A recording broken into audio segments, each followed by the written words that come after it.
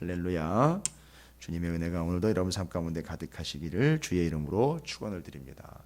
자, 이번 한 주간 동안 우리가 이제 추수감사절을 준비하면서 꼭 개인적으로 또 교회적으로 또 그 외에도 이제 여러 가지 항목으로 개인적으로 하셔도 됩니다. 감사의 제목들을 꼭 하루에 한 번 이상씩 점검하시고 꼭 입으로 고백하시고 또 기도의 자리에서 꼭 그렇게 해서 늘 좀 일주일 동안 훈련의 차원도 있고요. 실질적인 차원도 있습니다. 감사함으로 한 주간을 은혜스럽게 좀 잘 보내시고요. 이게 아마 잘 훈련이 되시면 추수감사절이 아니더라도 지나가고 난 다음에도 아마 그것이 우리에게 상당으로 영적으로 유익함이 될 줄로 믿습니다. 그래서 이번 한 주간 동안은 개인적인 감사, 교회적인 감사, 사업장이면 사업의 감사, 직장이면 직장의 감사, 이렇게 감사의 제목들을 꼭 고백하시면서 추수감사주의를 좀 준비하시고, 특별히 제가 이제 어제도 광고 드렸지만 첫 시간, 첫 것을 성별하여 드림으로 우리가 늘 구원받은 존재라는 사실을 잊지 않도록 일주일 동안 좀 이 새벽기도 때 첫 시간 이렇게 드리면서 또 혹시 이 기간 동안에 뭐 첫 것이 생겼다 내지는 처음 의미가 이렇게 부여가 됐다 하면 또 그런 것들로 감사의 의미를 담아서 우리가 또 주일날 하나님 앞에 감사를 드릴 수 있으면 좋겠습니다. 그러니까 다 감사하죠. 뭐 지금 추수감사주의를 저희가 세 번째 지금 맞이하게 되는 거거든요. 그것도 감사죠. 추수감사주의를 세 번째 맞게 되는 것도 감사. 다 감사합니다. 하나님께서 그 감사를 받아 주실 줄로 믿습니다. 시편 111, 112, 113편은 뭐 제가 개인적으로 뭐 또 시편을 이해 연구하시고 성경을 이렇게 연구하는 성경학자들과 또 목회자들과 신학자들이 이야기하고 있는 그 할렐루야로 시작되고 있는 참 독특한 의미 있는 시편이다라고 평가를 하고 있습니다. 그래서 그 할렐루야, 특별히 이제 내일 새벽의 묵상일 113편 같은 경우는 할렐루야로 시작을 해서 할렐루야를 맺고 있고요. 111, 112, 113편은 이제 시작이 할렐루야로 시작을 합니다. 이게 할렐루야는 의미가 뭐냐 하면 여호와 하나님을 찬양하라라는 겁니다. 진정한 찬양의 의미에 대해서 이 세 편의 시편이고, 다른 데는 그렇지 않다는 게 아니라 특별히 좀 포인트를 쭉 줘가지고선 특별하게 할렐루야로 시작을 하면서 이제 하나님을 찬양하는 게 어떤 의미인지를 설명을 하고 있습니다. 의미상 연결이 되기 때문에 이미 지난 금요일날 시편 111편을 나눈 바 있지만 그 시편 111편에서 할렐루야 곧 하나님을 찬양하는 것은 뭐라 그랬느냐면 바로 감사하는 거라 그랬어요. 그러니까 그냥 감사가 입으로 감사 내지는 생각으로 감사하는 인식의 문제가 아니라 감사는 곧 찬양이다라는 것을 이야기했어요. 그래서 그 감사 곧 찬양이 되는 거죠. 이게 감사하기 위해서 늘 잊지 않고 기억을 한다는 겁니다. 그게 이제 두 가지가 나와 있는데 시편 111편에 기억함과 기린다라는 것을. 그래서 111편 2절에 다 기리는도다. 그렇죠? 그리고 111편 내내 기록되고 있는 내용들에 그의 기적을 사람들이 기억하게 하셨으니. 기억과 기림이라는 겁니다. 기억과 기림을 통해서 감사하게 되고 그 감사는 곧 찬양이 된다는 겁니다. 그럼 기억과 기림은 뭐냐? 기억이라는 말은 여러분이 이제 히브리 웬만한 히브리어 중요한 데다든요 자주 등장하는 단어들이 있잖아요. 그건 이제 몇 번씩 들어보셨어요. 제가 금요일에도 말씀드렸으면 기억이라는 말은 자카르라는 말입니다. 자카르. 근데 이 기억이라는 말은 잊지 않으려고 갖은 몸부림을 치는 걸 이야기를 해요. 그냥 사고의 반영이라든지 인식의 문제가 아니라요, 생각의 문제가 아니라 자카르라는 말, 기억한다라는 말은 잊지 않으려고 몸부림을 치는 거예요. 잊지 않기 위해서. 그래서 그걸 막 새겨요. 그래서 새기는 이유지 않습니까? 물론 유명한 산에 가보면 저 북한에도 그런 걸 많이 보이던데 그 바위에다가 그렇게 새기는 그런 몰상식한 거 말고요. 이해는 돼요. 그거 잊지 않으려고 그렇게 새기는 건 뭐 누구 왔다 갔다 뭐 이런 개념으로. 왜 거기다 그런 걸 새겨요? 나무에다가도 막 새기고 돌에다가 새기고. 왜 그러냐 하면 잊혀지기 싫다는 거잖아요. 그렇죠? 묘도 해놓고 거기다가 비석 세우는 이유도 다 그런 것이고요. 뭐 다 그렇습니다. 그러니까 잊지 않으려고, 잊혀지지 않으려고 새기는 거예요. 그러니까 몸부림을 치는 거거든요. 여기서 말하는 자카르 기억이라는 말은요, 그냥 기억력이 닿는 한 잊지 않으려고 함이 아니라 안 잊어버리려고 애를 무진장하게 쓰는 겁니다. 새긴다. 그리고요, 잊지 않으려고요, 입으로 선포를 해요. 잊지 않으려고 계속 뭐 중얼거리고 선포를 합니다. 그리고 잊지 않으려고요, 입으로 외쳐요. 잊지 않으려고 또 생각합니다. 잊지 않으려고 암기를 합니다. 심지어 자카르 기억하다라는 말에는 뭔 뜻이 담겨 있느냐면 제사하다, 분향하다라는 뜻까지 담겨져 있어요. 아하, 그게 그런 의미였네요. 잊지 않으려고 제사, 잊지 않으려고 분향. 분향과 제사는 곧 잊지 않음이다. 여러분, 예배와 연결하시면 되잖아요. 예배에서 뭔 효과를 받으려고 하는 겁니까? 예배를 드려서 뭔가 얻어내려고 하는 겁니까? 아니죠. 우리는 이 예배를 하나님 앞에 온전하게 드림으로 우리는 잊지 않는 겁니다. 뭘요? 내가 구원을 받고 내가 얼마나 하나님의 사랑을 받는 존재인지를 잊지 않는 거죠.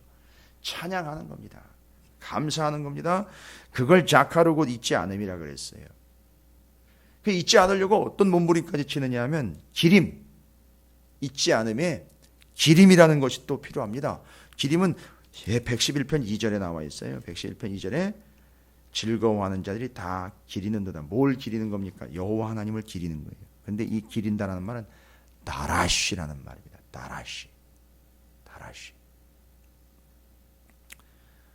어제 열왕기상 22장에도 등장한 단어예요. 다라시. 그 기림이다라는 말은 연구하다라는 말입니다. 우리는 누구의 뜻을 기린다, 누구의 이름을 기린다라는 말로만 이해를 하고 있죠.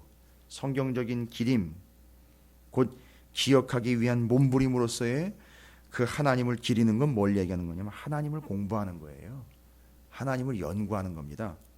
그 나라시라는 말 뜻에는 묻고 대답하고 조사하고 직접 발로 밟아 찾아내는 걸 이야기합니다. 그러니까 하나님을 잊지 않고 기억하고 무엇가 감사한 것인지를 늘 잊지 않도록 하는 것에 가장 중요한 방법과 의미로 이야기하는 게 뭐냐면 하나님을 기림이 되는 거예요. 하나님을 연구하는 거고 하나님을 알아간다는 거거든요. 묻고 대답하는 가운데에서 하나님이 어떤 하나님인지를 잊지 않는 겁니다. 이걸 기림이라는 단어로 썼어요. 기림. 연구하다 이런 뜻이 있습니다. 그러니까 말씀을 연구하는 게 곧 하나님을 기림이요 잊지 않음이며 그것이 감사로 직결되고 그게 곧 찬양이 된다는 겁니다. 자, 제가 왜 시편 111편을 그렇게 먼저 이미 연구하고 나눈 바 말씀을 다시 오늘 말씀드리느냐, 이게 112편의 본문이 시작되면서 연결돼서 언급이 돼요. 뭐라고 나와 있습니까? 할렐루야 112편입니다. 여호와를 경외하며 그의 계명을 크게 즐거워하는 자는 복이 있도다. 바로 이겁니다. 그 하나님의 계명을 크게 즐거워하는 자는 복이 있도다라고 이야기하면서 그 하나님의 말씀을 연구하고 기리는 거예요. 따라시요. 그게 연결이 되고 있습니다. 그게 바로 할렐루야. 그럼 뭐가 하나님을 찬양하는 거냐? 111편에서는 그걸 감사라고 이야기했어요. 감사가 찬양이라 했어요. 그 감사하려면 잊지 않아야 됩니다. 그러려고 몸부림치는 바로 자카르와 따라시라는 개념을 제가 설명드렸어요. 잊지 않으려고 몸부림치는 거예요. 하나님을 감사하는 게 찬양하는 겁니다. 근데 112편에서는 뭐가 찬양이냐? 그의 계명을 크게 즐거워하는 그것이 찬양이라는 거예요. 우리 성경 공부를 해가지고 열심을 내는 걸로 우리는 우리 입장에서만 생각했는데 하나님의 계명을요, 여호와를 경외하여 그의 계명을 크게 즐거워하는 자는요. 여기 즐거워한다라는 말 안에는요, 행복하다라는 말 들어가 있죠. 연구한다라는 말 들어가 있죠. 행한다라는 말 들어가 있죠. 기억해낸다라는 말 들어가 있죠. 다 들어가 있는 겁니다. 즐거워한다. 여러분, 요즘에 뭘 하시면 즐겁습니까? 뭐 좀 만나는 걸 드시면 즐겁습니까? 매출이 막 올라가는 거 즐겁습니까? 바로 이 즐거움이라는 것은 다른 걸로 즐거운 게 아니라 그의 계명으로 인하여, 말씀으로 인하여 즐겁다는 거예요. 이거 얼마나 행복한 사람입니까? 어떤 분은 말씀이 아주 질릴 정도인데, 말씀만 펼치면 그냥 졸릴 정도고 어렵고 힘들 텐데, 아니요. 우리 찾으시는 교회가 이걸 차차 이렇게 경험해 가고 있는 거 아닙니까? 시간이 가면서 계명으로 인해 즐거운 거예요. 그 하나님의 계명을 즐거워하는 그것이 하나님을 찬양하는 거라는 거예요. 이게 112편의 핵심입니다.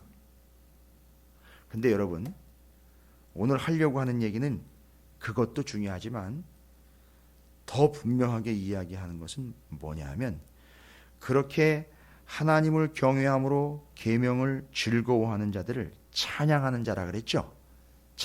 그걸 찬양이라고 부여했습니다.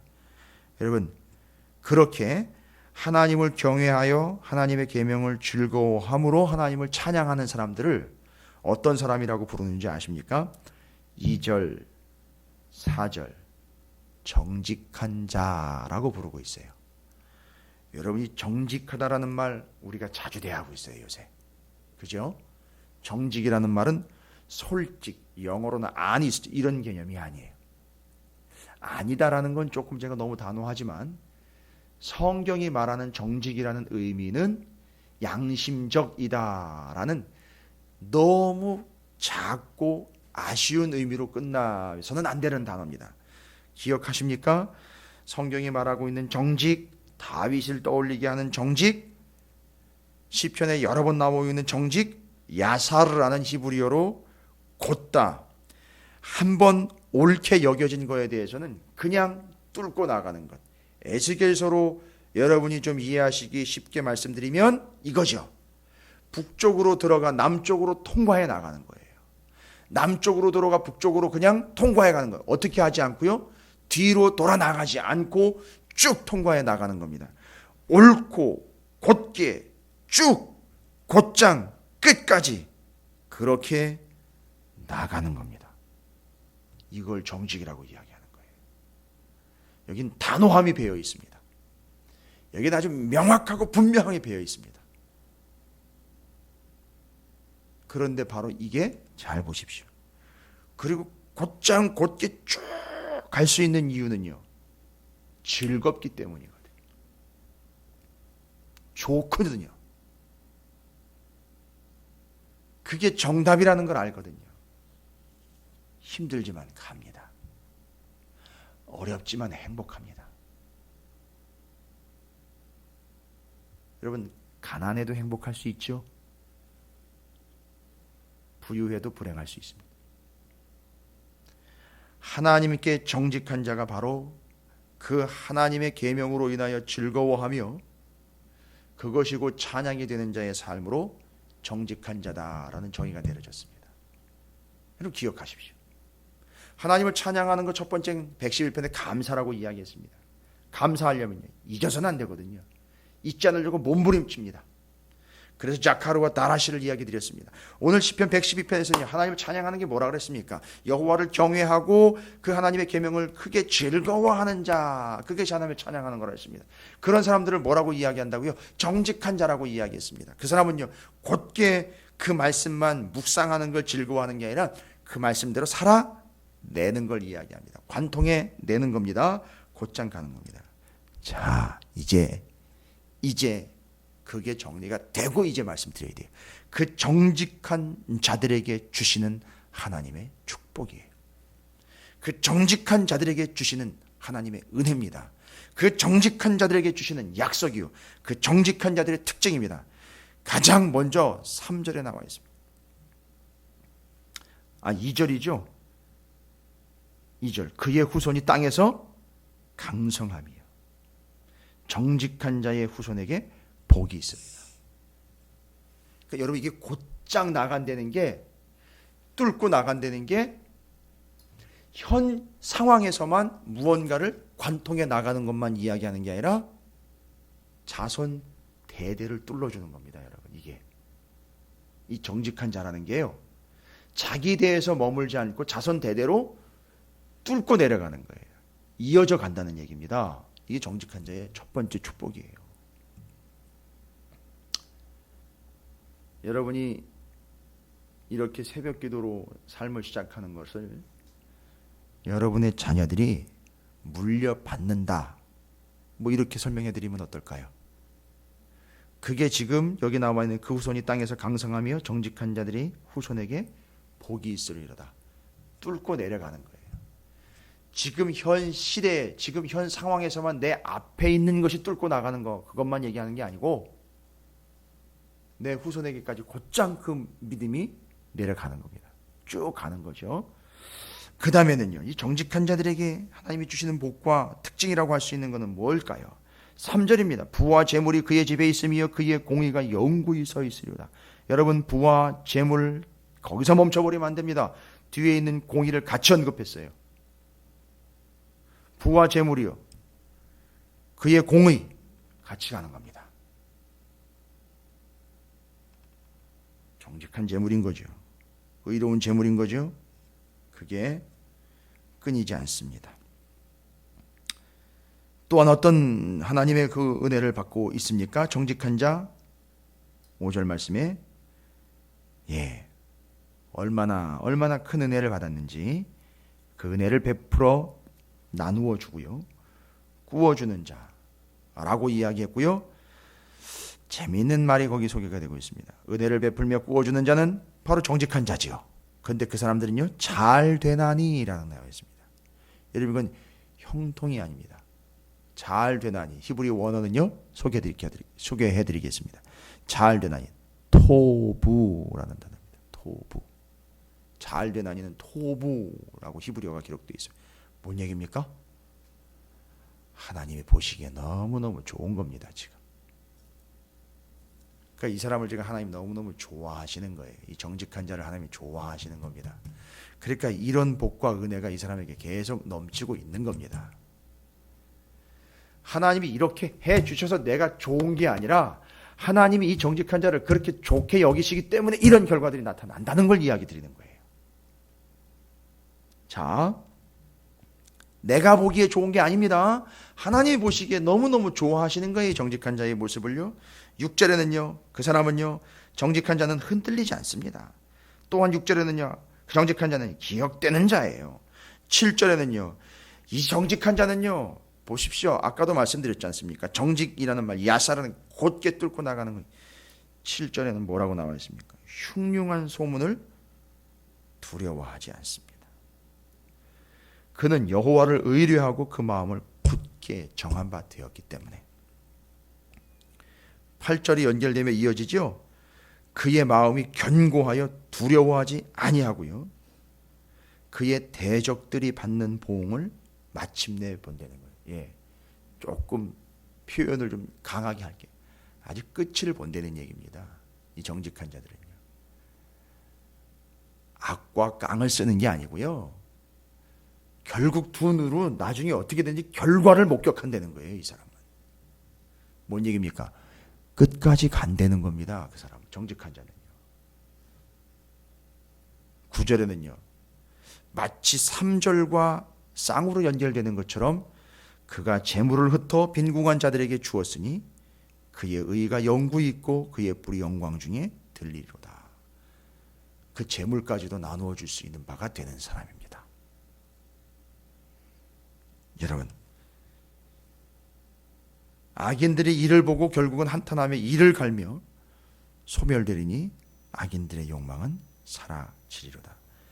이 정직한 자와 악인이 대조가 되고 있죠. 그래서 정직한 자 곧 그는 누구이냐?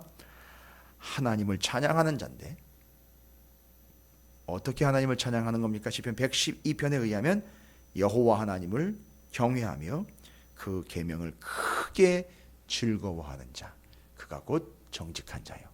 하나님은 112편에 그 정직한 자가 받게 될 복과 그 정직한 자의 특징을 여러 가지로 쭉 소개를 해놓고 그걸 보고 하나님이 좋아하신다 그랬어요. 그 사람을 좋아하시는 거예요. 그 정직한 자를 좋아하시는 겁니다. 우리가 봤을 때 그렇게 돼서 재물이 생겨서 좋은 게 아니라는 걸 다시 한번 말씀드립니다. 하나님이 그를 좋아하는 존재가 되었기에 그에게는 이런 은혜들이 임하게 되었습니다. 하나님은 그 사람을 좋아하십니다. 토부 잘 되나니. 여러분 오늘 이 말씀을 근거로 여러분 축복합니다. 여러분 오늘 한 날 잘 되시길 주님의 이름으로 축복합니다. 이것도 요 꼬리만 들으면 이것도 새벽부터 축복 엄청 내리는, 이게 아니라 잘 되나니 토부 곧 하나님이 보시기에 여러분 좋아하시는 오늘 한 날 여러분 정직한 자들이 되시기를 주님의 이름으로 축복합니다.